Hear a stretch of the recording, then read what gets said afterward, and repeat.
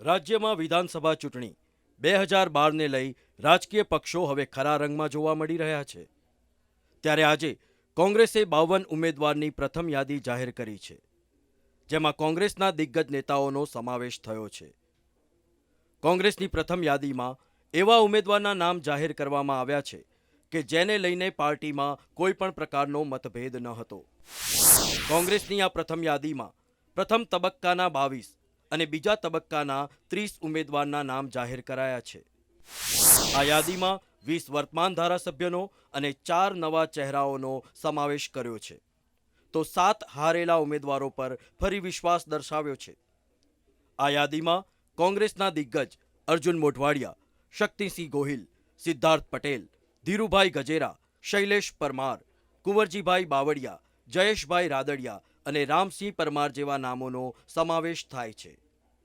આ યાદીમાં કેટલાક ભાજપમાંથી કોંગ્રેસમાં જોડાયેલા ઉમેદવારોમાં નારણપુરામાંથી ડોક્ટર જીતુભાઈ પટેલ અને રમેશભાઈ દૂધવાળાનો સમાવેશ થાય છે.